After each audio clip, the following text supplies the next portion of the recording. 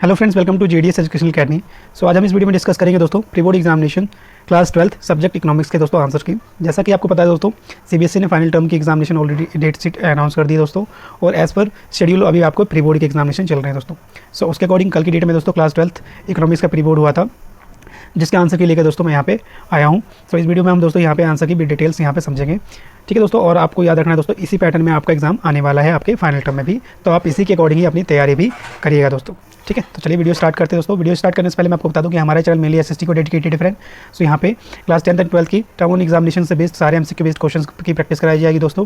इसके अलावा मैंने ऑलरेडी क्लास 12th की इकोनॉमिक्स के सारे चैप्टर्स की theory plus MCQ based questions upload किए हुए, तो आप प्ले लिस्ट में जाकर दोस्तों वो चेकआउट कर सकते हैं और अपनी तैयारी को इंप्रूव कर सकते हैं फ्रेंड, ठीक है दोस्तों। नाउ स्टार्ट करते हैं दोस्तों हम अपना इसके आंसर की। सबसे पहले दोस्तों हम इंस्ट्रक्शन देख लेते हैं। जनरल इंस्ट्रक्शन क्या दिया हुआ आपको।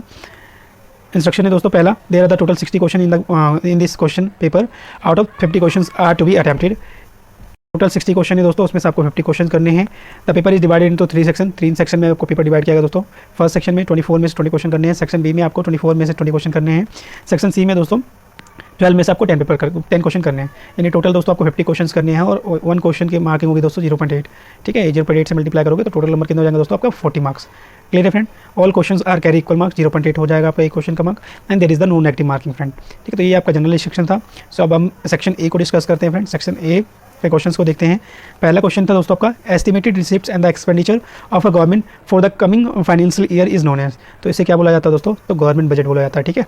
ऑप्शन बिल्कुल सी करेक्ट हो जाएगा इसका। क्वेश्चन में सेकंड देखते हैं फ्रेंड। क्वेश्चन में सेकंड था, balance of trade off an economy records dash for the physical year. तो क्या रिकॉर्ड करता है दोस्तों, ध्यान रखिएगा, imports and export of the goods, ठीक है। ऑप्शन नंबर सी बिल्कुल करेक्ट हो जाएगा यहाँ पे। क्वेश्चन नंबर थर्ड है हमारा, identify which of the following banks does not accept demand deposits of a general public. तो आपको पता है दोस्तों, जो सेंट्रल बैंक ऑफ इंडिया होती है वो डिमांड डिपॉजिट जनरल पब्लिक की नहीं करती दोस्तों, ओनली गवर्नमेंट्स के अकाउंट्स को ये मेंटेन करती है ना। तो इसके अकॉर्डिंग आपका ऑप्शन नंबर सी करेक्ट हो जाएगा फ्रेंड। नेक्स्ट क्वेश्चन देखते हैं। क्वेश्चन नंबर 4 है आपका, identify which of the following is not included in the current account of BOP. तो इसमें से कौन सा करंट अकाउंट के अंदर नहीं आएगा दोस्तों, इंक्लूड नहीं होगा। सो ध्यान रखिएगा दोस्तों, इसका आंसर हो जाएगा आपका option number C will be correct, investment done by the KIA motors in India, ठीक है फ्रेंड। क्वेश्चन नंबर नेक्स्ट देखते हैं। क्वेश्चन नंबर 5 है आपका, स्टेटमेंट बेस्ड। स्टेटमेंट फर्स्ट कह रही है दोस्तों, GST act 2016 was implemented in July 2018, ठीक है। सेकंड स्टेटमेंट कह रहा है दोस्तों, GST is divided into the 3 सब categories, IGST, CGST and SGST। तो आपको बताना दोस्तों इसमें से स्टेटमेंट कौन सा करेक्ट है। तो इससे करेक्ट आंसर हो जाएगा दोस्तों आपका, तो इसका स्टेटमेंट हो जाएगा, सॉरी लास्ट वाला स्टेटमेंट दोस्तों आपका यहाँ पे गलत हो जाएगा। स्टेटमेंट सेकंड जो है दोस्तों वो करेक्ट है, ठीक है। और स्टेटमेंट जो फर्स्ट है दोस्तों क्या है, इनकरेक्ट हो जाएगा, क्योंकि आपको पता है दोस्तों GST कब लागू हुआ है, तो 1 जुलाई 2017 को लागू हुआ था दोस्तों, है ना। तो इसके अकॉर्डिंग दोस्तों इसका डी जो ऑप्शन है वो क्या हो जाएगा, सही हो जाएगा, option D will be correct. Next question देखते हैं। क्वेश्चन नंबर आपका है 6। क्वेश्चन नंबर 6 कह रहा है दोस्तों, क्वेश्चन नंबर 6 है दोस्तों आपका, mister Gunjan is explaining to her friend that the commercial bank can not be create unlimited bank money as they have to keep certain amount of as reserve with them with the RBI from the following, choose the correct alternatives which is specified towards the concept explain by हर।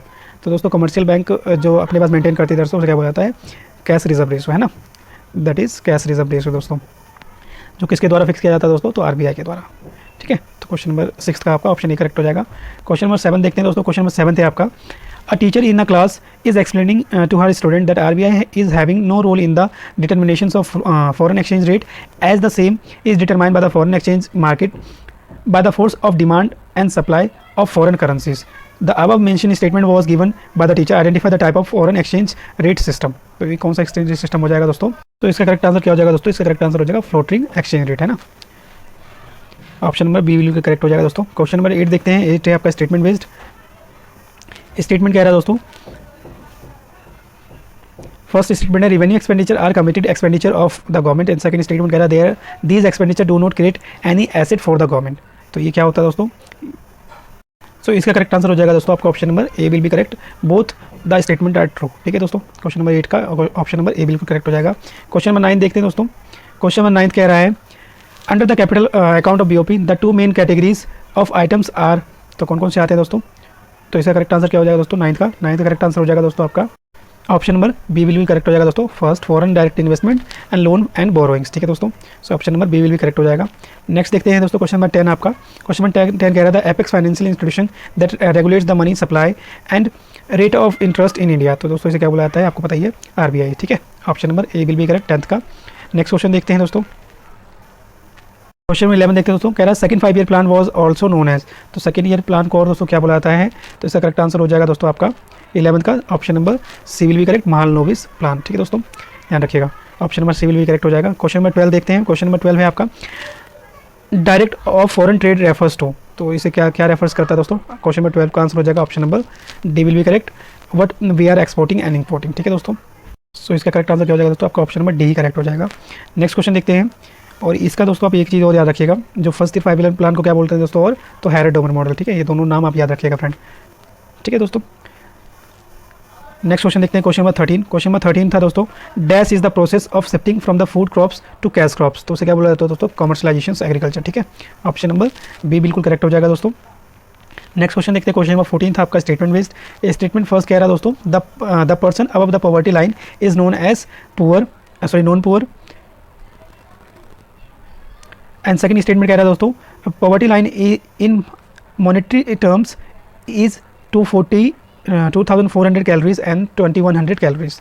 ठीक है, तो poverty line monetary policy में से calories based होता है ना, तो ये आपका स्टेटमेंट गलत है ना, फॉल्स है। और जो पहला स्टेटमेंट दोस्तों क्या है, बिल्कुल करेक्ट है। तो इसके अकॉर्डिंग आपका आंसर क्या हो जाएगा दोस्तों, क्वेश्चन 14 का आंसर हो जाएगा, ध्यान रखिएगा। तो इसके अकॉर्डिंग दोस्तों आपका option number C will be correct हो जाएगा। स्टेटमेंट 1 क्या होगा, ट्रू, और जो स्टेटमेंट 2 है दोस्तों वो क्या हो जाएगा, फॉल्स। ठीक है, नेक्स्ट क्वेश्चन देखते हैं। क्वेश्चन नंबर 15 है आपका।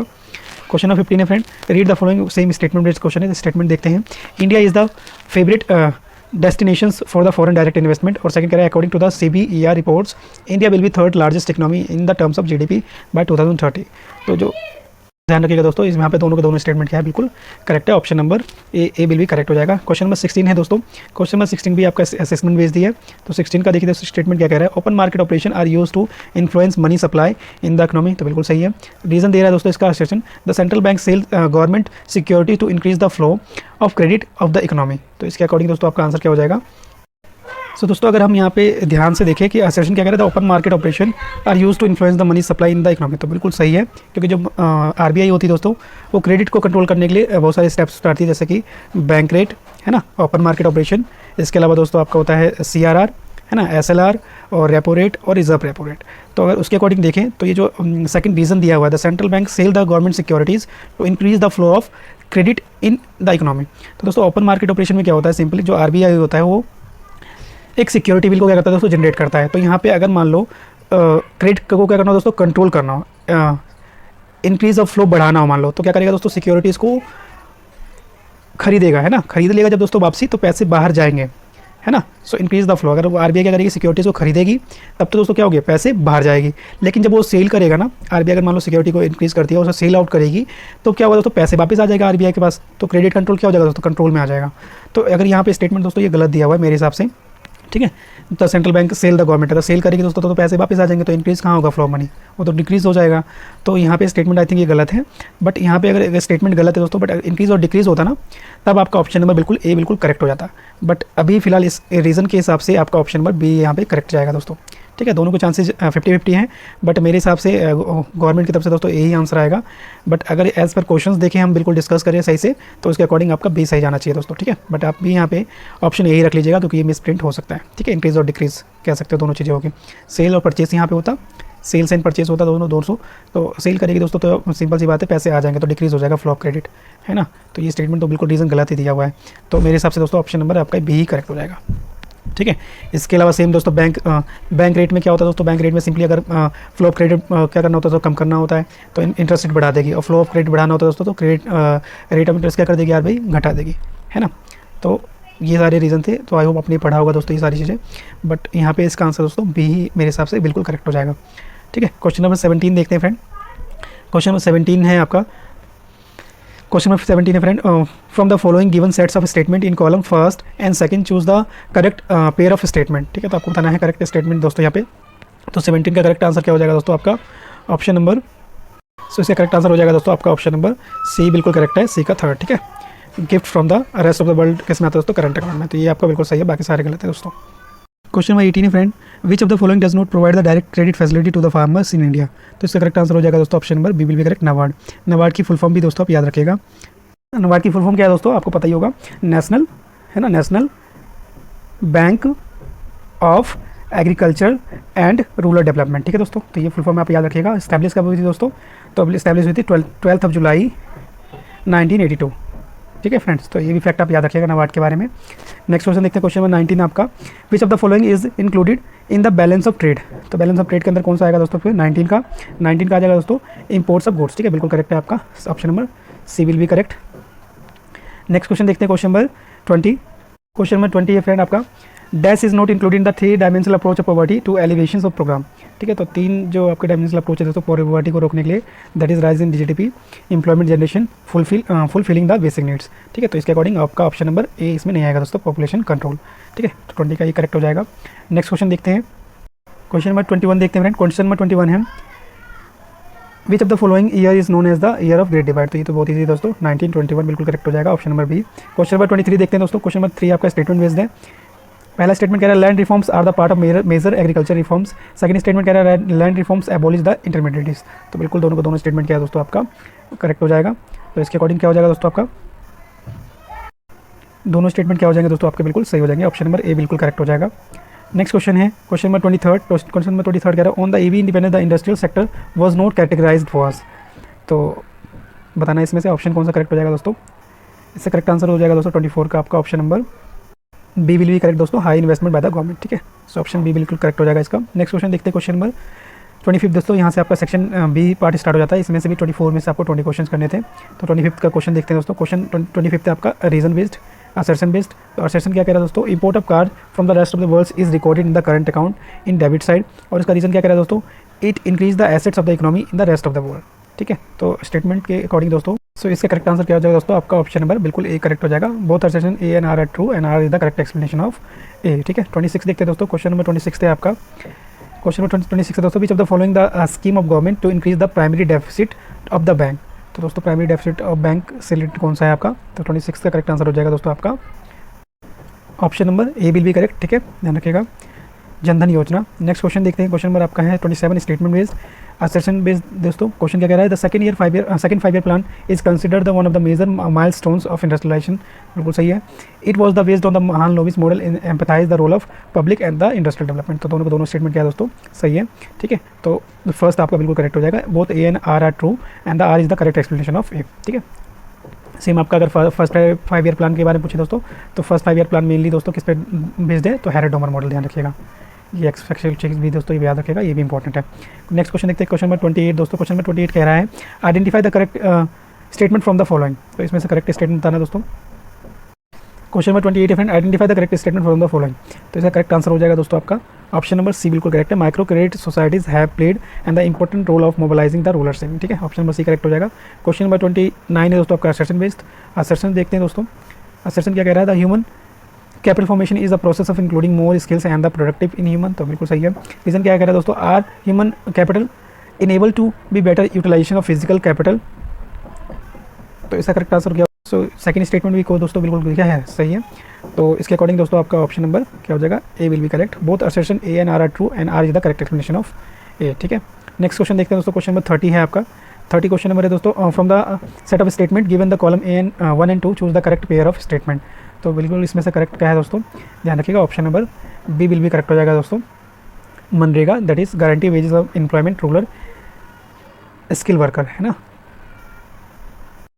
यहाँ पे थोड़ा ध्यान रखिएगा फ्रेंड कि जो मनरेगा जो guarantee wage of employment to the rural unskilled labour को प्रोवाइड करता है ना, 100 डेज़ की जॉब की गारंटी देता है दोस्तों। और वेजेस कितना था आपका उस टाइम पे, स्टार्टिंग में 117 रुपये मिनिमम मिलेगा ही मिलेगा। और आज की डेट में करंट की बात करें दोस्तों तो 182 से बढ़कर दोस्तों कितना हो गया है, 202 रुपये हो चुका है। ठीक है, मिनिमम वेज। तो यहाँ पे आई थिंक मिसप्रिंट हुआ है, यहाँ पे अनस्किल्ड वर्कर आना चाहिए अकॉर्डिंग टू मी। ठीक है, बाकी दोस्तों अगर 3 डायमेंशनल अप्रोच की बात करें तो पॉवर्टी एलिवेशन के लिए था है ना, पॉवर्टी को हटाने के लिए 3 डायमेंशनल अप्रोच अपनाया गया था। तो ये तो गलती है। सेंस इंडेक्स दोस्तों मेनली क्या करता है, it is the composite poverty measure करता है दोस्तों ये आपका, तो ये भी गलत है। और हेड काउंट रेशो दोस्तों, हेड काउंट रेशो क्या होता है मेनली, तो ये दोस्तों the proportions of the proportion of the population is poor उसे काउंट करता है ना, बट नंबर ऑफ पुअर ये काउंट नहीं कर पाता। तो ये ध्यान रखिएगा, प्रोपोर्शन ऑफ पुअर को काउंट कर पाता है हेड काउंट रेशो। तो ये भी गलत हो जाएगा। तो यहाँ पे जो अभी जो करेक्ट आंसर जाएगा दोस्तों मेरे इसके अकॉर्डिंग बी ही होगा जो आपका करेक्ट जाएगा। ठीक है, तो ये थोड़ा सा याद रखिएगा, बट आई थिंक यहाँ पे मिसप्रिंट है थोड़ा सा, तो इसे आप इग्नोर करिएगा है ना। नेक्स्ट क्वेश्चन देखते हैं, क्वेश्चन नंबर 31। इसके अलावा अगर पूछे दोस्तों कि मिनिमम वेजेस एक्ट कब लागू हुआ था, तो 1948। ये भी आप फैक्ट याद रखिएगा। ठीक है, नेक्स्ट क्वेश्चन देखते हैं 31 है आपका, which one of the following is the qualitative measure of credit control by the central bank. ठीक है, तो यहाँ पे क्वालिटेटिव हो जाएगा दोस्तों 31 का करेक्ट आंसर आपका। 31 का करेक्ट आंसर हो जाएगा दोस्तों आपका ऑप्शन नंबर, इसका करेक्ट आंसर हो जाएगा दोस्तों आपका ऑप्शन नंबर सी बिल्कुल करेक्ट हो जाएगा, मार्जिनल रिक्वायरमेंट। ठीक है, ऑप्शन नंबर सी बिल्कुल करेक्ट। क्वेश्चन नंबर 32 है friend, head count ratio is use to measure, तो इसका हो जाएगा option number D will be correct, none of these. Next question देखते हैं, क्वेश्चन नंबर 33 है आपका, असर्शन बेस्ड। सो पहला सेक्शन कह रहा है दोस्तों, during the British rule India has trade surplus as the value of exports was greater than the value of import. Second reason कह रहा है both for British industries heavy amount of raw materials was exported to Britain. तो इसका correct answer हो जाएगा दोस्तों आपका 33 का। सो इसका करेक्ट आंसर हो जाएगा दोस्तों आपका option number A will be correct. Next question देखते हैं दोस्तों, क्वेश्चन नंबर 34 है आपका, assertion based. NABARD is the apex institution of the rural credit, बिल्कुल सही है। स्टेटमेंट सेकंड कह रहा है दोस्तों, commercial bank mainly lead to the money for the consumptions need of the farmer. तो सेकंड स्टेटमेंट क्या है दोस्तों यहाँ पे इसका गलत है, तो इसके अकॉर्डिंग जो होगा 34 का करेक्ट आंसर हो जाएगा दोस्तों आपका option number C will be correct. ठीक है, statement 1 are true is and statement second is false. 35 देखते हैं दोस्तों, क्वेश्चन नंबर है आपका, ये भी स्टेटमेंट बेस्ड है दोस्तों। 35 credit creation is the based on the high power money and the reserve state requirement. Second statement कह रहा है दोस्तों, credit creation is the directly proportional to the legal reserve ratio. तो 35 का करेक्ट आंसर हो जाएगा दोस्तों आपका option number B will be correct. दोनों के दोनों ऑप्शन क्या है दोस्तों यहाँ पे गलत है, 35 का option number B will be correct. Next question देखते हैं, क्वेश्चन नंबर 36। क्वेश्चन नंबर 36 है, arrange the following events in the correct chronological ages. ठीक है, तो बताइए दोस्तों इसका करेक्ट आंसर हो जाएगा 36 का आपका option number D will be correct है ना, third, first, second and fourth. ठीक है, ध्यान रखिएगा। नेक्स्ट क्वेश्चन है दोस्तों आपका 37 असर्शन बेस्ड। तो 37 क्वेश्चन कह रहा है, balance of trade is a part of balance of payment. Second reason कह रहा है, balance of payment is the broader concept than balance of trade. तो 37 का करेक्ट आंसर क्या हो जाएगा दोस्तों आपका, both A and B are true and R is the correct explanation of A. ठीक है, तो ऑप्शन नंबर ए बिल्कुल करेक्ट हो जाएगा 37 का। एक मिनट दोस्तों, ऑप्शन नंबर बी करेक्ट होगा इसका। ठीक है, both assertion A and R true but reason R is not explanation of A, ध्यान रखिएगा। क्वेश्चन नंबर 38 देखते फ्रेंड। क्वेश्चन नंबर 38 कह रहा है, note and coin issue bye, तो कौन करता है दोस्तों, नोट एंड कॉइन जो है दोस्तों that is issued by the government of India. ठीक है, option number C will be correct. इसके अलावा कौन करता है दोस्तों, और यहाँ पे सेंट्रल बैंक भी करेक्ट है, तो इसके according option number C will be correct हो जाएगा दोस्तों। ठीक है, जो कॉइन होता है वो central government of India issue करती है, और जो नोट्स वगैरह होते हैं वो कौन इशू करता है दोस्तों, सेंट्रल बैंक आरबीआई। ठीक है, तो नेक्स्ट 39 क्वेश्चन देखते हैं। 39 क्वेश्चन दोस्तों आपका असर्शन बेस्ड है। तो असर्शन कह रहा है, the rural bank are not able to mobilise the rural saving and reason कह रहा है दोस्तों, the rural people are not having the sufficient number of bank accounts. तो इसका करेक्ट आंसर हो जाएगा दोस्तों 39 का ऑप्शन हो जाएगा आपका करेक्ट ऑप्शन नंबर। तो 39 का करेक्ट आंसर क्या हो जाएगा दोस्तों आपका option number A will be correct. ठीक है, ध्यान रखिएगा। नेक्स्ट क्वेश्चन देखते हैं दोस्तों, क्वेश्चन नंबर आपका है क्वेश्चन नंबर 40 देखते हैं फ्रेंड। क्वेश्चन नंबर 40 है आपका असर्शन बेस्ड। असर्शन क्या कह रहा है दोस्तों, farmer borrow from the various sources to meet their initial investment on seeds, fertiliser, implements and the other families expenses and reason कह रहा है, the time of gestation between the crops sowing and the realizations of income after the production is very short। तो इसका correct answer हो जाएगा दोस्तों आपका option number B will be correct. Next question देखते हैं, क्वेश्चन नंबर 41 आपका assertion based है। सो असर्शन कह रहा है दोस्तों, the digital payment through the UPI and the other platform are increasing day by day, तो बिल्कुल सही है, and the transactions are real time, safe and convenient. So इसका करेक्ट आंसर हो जाएगा दोस्तों आपका ऑप्शन नंबर बिल्कुल A will be correct. Next question देखते हैं 42 आपका है आपका assertion based, statement based sorry. Statement कह रहा है दोस्तों, the poor people possess the few assets and the resides in kutcha hutments and the second कह रहा है दोस्तों, in the rural areas many of them poor are landless. तो 42 का करेक्ट आंसर हो जाएगा दोस्तों आपका option number A will be correct. दोनों क्या है स्टेटमेंट ट्रू है। नेक्स्ट क्वेश्चन देखते हैं, क्वेश्चन नंबर 43 कह रहा है, Mrs. Sanjana has started a health awareness program for the worker of her manufacturing units, which include the social awareness about the benefits of health. Which of the following is the not objective of Mrs. Sanjana? तो इसका correct answer हो जाएगा दोस्तों आपका question number कौन सा था, question number 44 का करेक्ट आंसर हो जाएगा दोस्तों आपका ऑप्शन नंबर।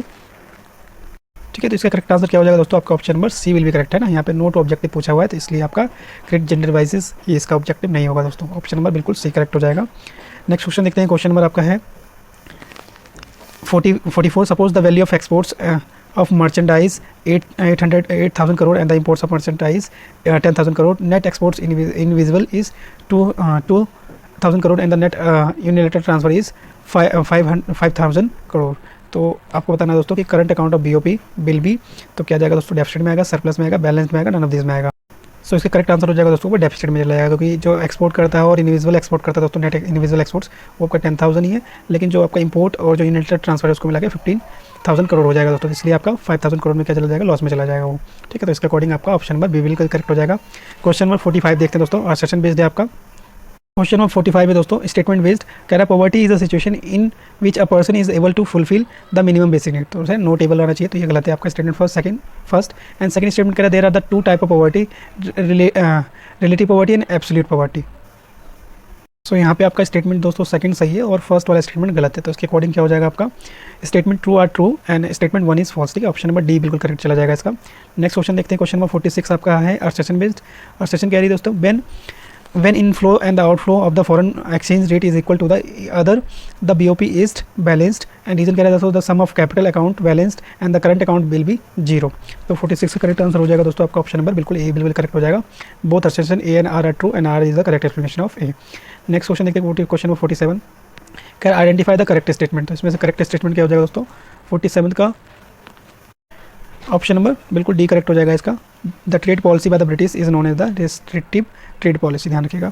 नेक्स्ट क्वेश्चन देखते हैं, क्वेश्चन नंबर आपका है 48 दोस्तों, मैच द फॉलोइंग है, तो आप डायरेक्ट मैच कर लीजिएगा। कह रहा है match the items first and second, तो 48 है दोस्तों उसका करेक्ट आंसर क्या हो जाएगा आपका option number A will be correct हो जाएगा। Second, third and fourth and first. ठीक है, ए will be correct. Next question दोस्तों देखते हैं, यहाँ से आपका सी पार्ट स्टार्ट हो जाता है फ्रेंड। इसमें से टोटल 10 क्वेश्चन करने हैं आउट ऑफ 12। सो पहला क्वेश्चन देखते हैं, इस डाटा के बेस पे आपको क्वेश्चन देना है। 2019 एंड 20 के वास्तविक घाटे के अनुसार राजस्व घाटा, सॉरी हिंदी में पढ़ दिया मैंने आपको, कोई बात नहीं। According to the 2019 and 20 the actual budget revenues deficit is, तो कितना हो जाएगा दोस्तों ध्यान रखिएगा 6665,450, ये बिल्कुल करेक्ट आंसर हो जाएगा आपका ऑप्शन नंबर सी। 50 क्वेश्चन से कह रहा है during the budget revised estimated of 2020 and 21 the tax revenue is lesser than the previous year, this is because, तो 50 का करेक्ट आंसर क्या हो जाएगा दोस्तों आपका ऑल ऑफ दिस, ध्यान रखिएगा। नेक्स्ट क्वेश्चन देखते हैं दोस्तों, क्वेश्चन नंबर 51 है आपका। कह रहा है according to the information given the physical deficit of the government is fill in the blanks, बताना है दोस्तों आपको। According to the information given the physical deficit of the government, तो 51 का करेक्ट आंसर हो जाएगा दोस्तों आपका option number A will be correct दोस्तों, इंक्रीजिंग इसका आंसर हो जाएगा ऑप्शन नंबर ए बिल्कुल करेक्ट हो जाएगा। नेक्स्ट क्वेश्चन देखते हैं, क्वेश्चन नंबर 52 है आपका, interest payment are include in, तो बताइए दोस्तों 52 का करेक्ट आंसर क्या हो जाएगा आपका option number B will be correct, physical deficit कहा जाता है दोस्तों। नेक्स्ट क्वेश्चन देखते हैं, क्वेश्चन नंबर 53 आपका स्टेटमेंट बेस्ड है। 53 स्टेटमेंट कह रहा है if the revenue deficit is higher the physical deficit will be also higher. Second statement कह रहा है दोस्तों payment of interest is a capital expenditure, तो 53 का करेक्ट आंसर क्या हो जाएगा दोस्तों आपका ऑप्शन नंबर, इसका करेक्ट आंसर हो जाएगा दोस्तों आपका option number C will be correct, statement 1 is true and statement 2 is false. ठीक है, नेक्स्ट क्वेश्चन देखते हैं, क्वेश्चन नंबर 54 है आपका, if the primary deficit is zero dash will be the equal to the interest of payment, तो 54 का correct answer क्या हो जाएगा दोस्तों आपका ऑप्शन नंबर ए बिल्कुल करेक्ट हो जाएगा, फिजिकल डेफिसिट कहा जाएगा दोस्तों। नेक्स्ट है दोस्तों आपका पैराग्राफ बेस्ड क्वेश्चन 55 से लेकर 60 तक, तो इसके अकॉर्डिंग आपको आंसर करना है। तो पहला क्वेश्चन है दोस्तों new economic policy in India was adopted in which year, तो आपको पता है 1991, option number D will be correct. Question number 56 है दोस्तों आपका स्टेटमेंट बेस्ड। 56 स्टेटमेंट कह रहा है दोस्तों liberation is the define as the law और रूल्स बीइंग द लिबरलाइज्ड और the relaxed by the government. Statement second कह रहा है दोस्तों आपका liberation means to remove the restrictions on the various sector of the economy, तो 56 का correct answer हो जाएगा दोस्तों आपका option number A will be correct हो जाएगा, option number both the statement are true. ठीक है, नेक्स्ट क्वेश्चन देखते हैं दोस्तों, क्वेश्चन नंबर 56 आपका है असर्शन बेस्ड। असर्शन कह रहा है दोस्तों under the new economic policy is the productivity has increase as the resources are put on the competitive advantage, reason कह रहा है दोस्तों under the reforms the reason the Indian currency was demonetized, तो 57 का करेक्ट आंसर हो जाएगा दोस्तों आपका option number B will be correct, both assertion A are true but R is the not correct explanation of A, ध्यान रखिएगा option number B will be correct हो जाएगा। नेक्स्ट क्वेश्चन देखते हैं, क्वेश्चन नंबर 58 है दोस्तों आपका 58 है दोस्तों आपका in the light of the given text and the common knowledge identify the incorrect statement, तो इनकरेक्ट स्टेटमेंट क्या हो जाएगा दोस्तों इसमें option number B will correct हो जाएगा, liberation has increased the cost of production for the companies. ठीक है, नेक्स्ट क्वेश्चन देखते हैं, क्वेश्चन नंबर 59 है आपका स्टेटमेंट बेस्ड। तो ऑप्शन क्या पहला है दोस्तों liberation has the intense the negative effect for the country and for investors. Second है दोस्तों आपका कह रहा है the role of government was reduce the new economic policies, तो इसका करेक्ट आंसर क्या हो जाएगा दोस्तों आपका, तो दोस्तों इसका आंसर हो जाएगा आपका करेक्ट डी ऑप्शन बिल्कुल करेक्ट है, statement 2 are true statement 1 is false. ठीक है, नेक्स्ट क्वेश्चन देखते हैं, क्वेश्चन नंबर 60 आपका असर्शन बेस्ड। सेशन कह रहा है दोस्तों, the new economic policy was the results of failure of the policies production and reason कह रहा है the policy of production had resulted in a heavy losses and the low quality product. तो इसका correct answer हो जाएगा दोस्तों आपका option number A will be correct दोस्तों। सो यहाँ पे फ्रेंड हमने सारे एमसीक्यू बेस्ड क्वेश्चंस यहाँ डिस्कस कर लिए हैं। आई होप आपको दोस्तों सारे क्वेश्चंस क्लियर हो गए होंगे। फिर भी दोस्तों अगर आपको किसी क्वेश्चन में डाउट रहता है तो आप कमेंट बॉक्स में लिखिएगा, मैं आपको एक्सप्लेन करने की कोशिश करूँगा दोस्तों। सो अगर हमारी वीडियो दोस्तों पसंद आई तो प्लीज़ लाइक करिएगा, इसे ज़्यादा लोगों को दोस्तों शेयर करिएगा, और जो लोग हमारे चैनल पहली बार है दोस्तों हमारे चैनल को सब्सक्राइब करना ना भूलें।